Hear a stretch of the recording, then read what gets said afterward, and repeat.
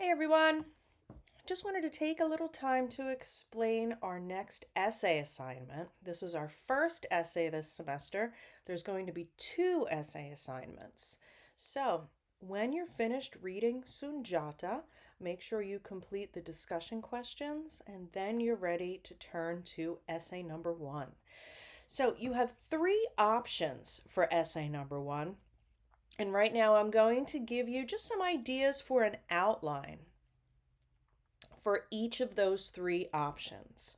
So, option number 1, you can write about the value of the oral tradition. Now, each of these essays, before I go into the details about what each option entails, remember that all of your essays should be around 750 words, 2 to 3 typed pages. And they all must have an introduction paragraph, body paragraphs, and a conclusion paragraph. That is a proper essay structure. Okay? Now, the value of oral tradition is your first option. So here's the question. The Epic of Sunjata is written down and translated into English only very recently, yet it has existed for thousands of years in an oral format. In light of this history, what do you think is the role of oral literary traditions?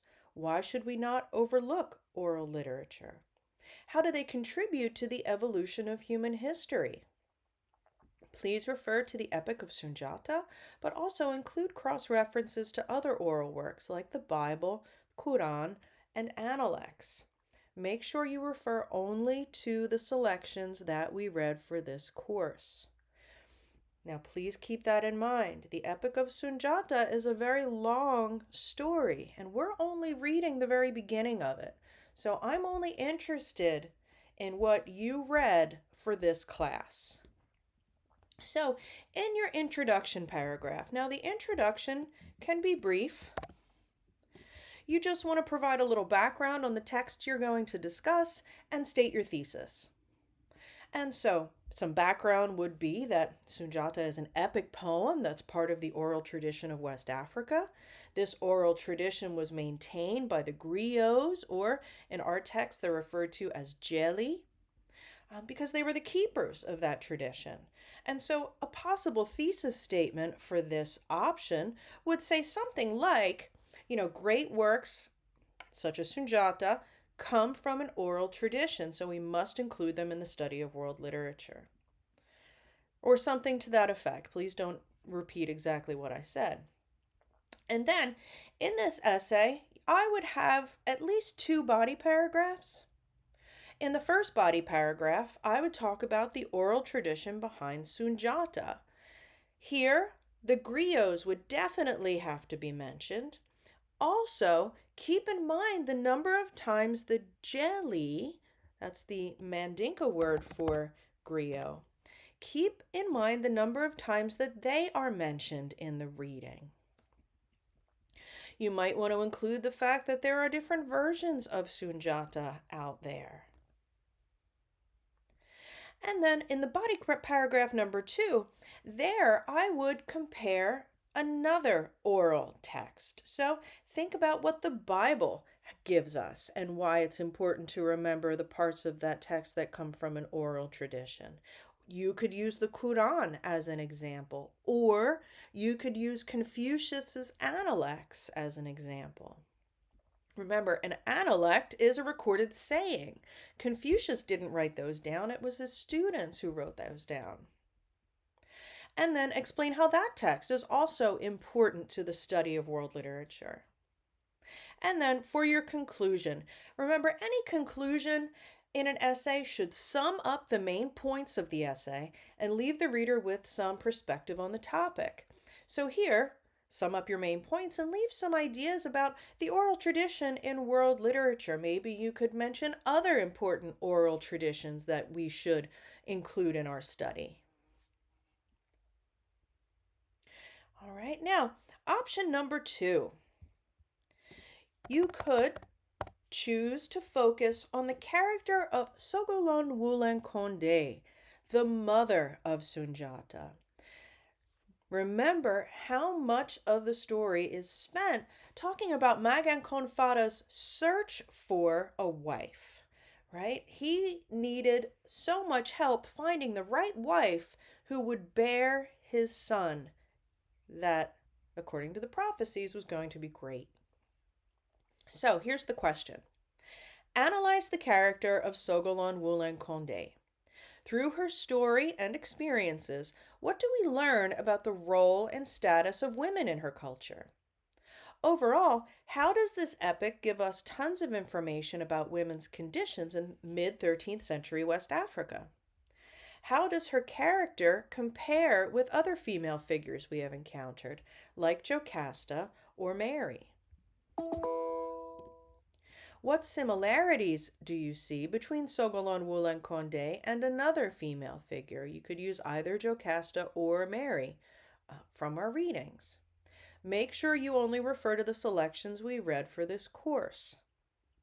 So, for this option, in the introduction, I would again supply some background. I'd be sure to mention that Sogolon Wulan Konde is the mother of the great leader Sunjata, and she plays a very important role in his life. Give a little background that Sunjata is, again, the epic poem from West Africa about the great leader Sunjata Keita. Sogolon Wulan Konde is the mother of Sunjata, who was foretold to Magan Konfada. And then our thesis here would focus on Sogolon and the kind of character she is and what we learn about women through her character. I think you could say that she's a valuable role model for Sunjata, in part because she defies a lot of her culture's norms about women. Sogolon does not easily acquiesce to being a traditional bride. And so, in the essay, the first main idea, this first paragraph, the main idea should be focused on the character of Sogolon. Who is she? What do we know about her? Remember, it was her older sister, Dokamisa, who was the buffalo woman, and who was killed thanks to the two Muslim brothers, Abdukarimi and Abdukasimu.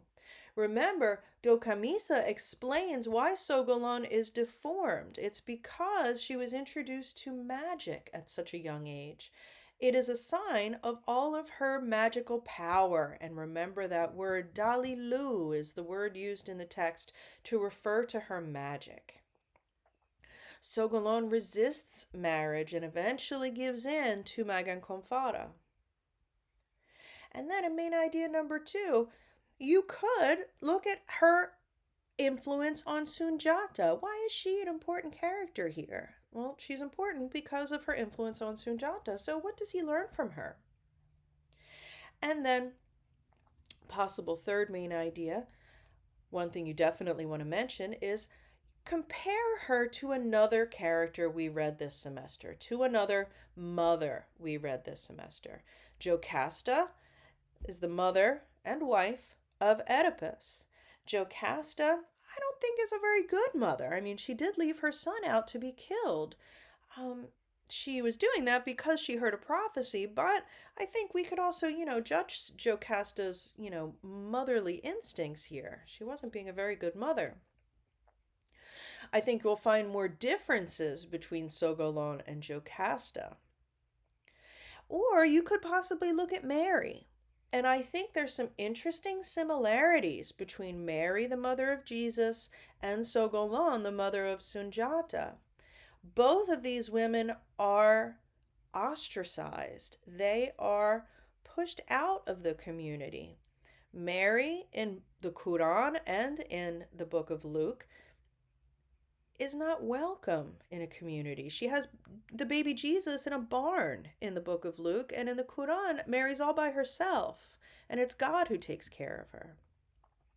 We also see Sogolon in a situation where she's very much alone. The other co-wives of Magan Konfada are trying to kill her child, and she's very much alone, and she too turns to God for help. And then for this one, the conclusion would be to sum up the main points. What do you say about Sogolon, her importance in the story, and how she compares to another mother from this semester? And what we learn about a woman's life in 13th century West Africa. And then for option number 3. Option number 3 is, what can we learn about West Africa in Sunjata? So for this third option, here's your question. One benefit of the study of world literature is that we can learn about other cultures when we study literature from that region. So, what do we learn about West African cultures after reading this selection of the Epic of Sunjata? What do we learn about the religions practiced in this part of the world? What religious beliefs do you recognize in this story? What customs do we see? And by customs, that can mean a lot of different things. It could refer to marriage arrangements, how they raise their children, what pastimes they involve themselves in. Remember, we see Sunjata playing the hunter's harp. That's an instrument that is particular to West Africa. What do we see about food preparation? We see his mother looking for baobab leaves. We learn that baobab is an ingredient used in their food. We also see him go out to hunt. So, what cultural knowledge do we gain from studying the Epic of Sunjata? Make sure, again, you only refer to selections we read in this course. You'll not receive credit for introducing things that you read on the internet or in another course. Only focus on our readings in this module, or in these 2 modules in Sunjata. So, here for the introduction, I think it's important to mention that the Epic of Sunjata is based on the life of the real Emperor of Mali, Sunjata Keita. And, he united many West African kingdoms to create the Mali Empire. And so in this epic, we can learn a lot about West Africa, its history, its political structure, its marriage customs, religious beliefs, etc. You choose what aspects of the culture you want to focus on. I would say aim for 2 paragraphs. Obviously, you can have more, but think of 2 main ideas to focus on. So for this one, main idea number 1, your first body paragraph, choose one of these customs that we learn about. I think religion is a good one to focus on. You could also focus on marriage customs. You could focus on, political organizations. You could focus on the role of the griot in relation to leaders of this time. So whichever one you focus on, your topic sentence should state so. And then bring in some details from our reading and tell us, where do we learn about this custom in our reading of Sunjata? Right? So use details from the reading to support your main idea. Main idea number 2, whichever custom you want to focus on. I just listed several. Your main idea should be expressed in a topic sentence that we also learn about this aspect of West African culture. And then your supporting details in this paragraph would be information from our reading. And then remember a conclusion. In the conclusion, sum up the main points. Sum up the lessons we take away about West African culture from reading this story. And leave some perspective on the legacy of West African culture today. There are many aspects of West African culture that we also see in African American culture. I think that's important to mention as well. So, I'm giving you these outlines so that you have a guide to follow. And I want to make sure that everyone is writing a well-organized essay. So the last thing I'm going to mention is how this essay is going to be graded. There are 4 criteria that I'm looking for. And you'll notice too, when I graded your essays on your midterm, I also use this same criteria. I'm looking at the argument, which is how well you answer the question. I'm looking at your use of evidence, or sometimes I'll call this an example. How well you use details from our reading to support your main ideas. And again, details from our reading. I'm also looking at your organization, which is how well you organize your ideas into coherent paragraphs. If you don't have an introduction, if you don't have a conclusion, if you send me an essay that's just all one blob of a paragraph, it's going to affect this organization grade.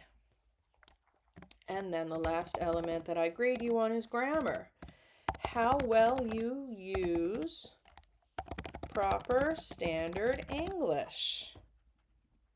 I'm looking at your punctuation. I'm looking at your spelling. I'm looking at your capitalization. Make sure that your grammar is perfect, or I'll be taking points off of that part of your grade. Okay, I also have these criteria listed on the assignment in our module. So if you have any questions about the essay, if you want me to look over a rough draft to make sure that you're on the right track, by all means, please contact me. Remember, my email is ssokowski@desu.edu, and I'll be happy to hear from you.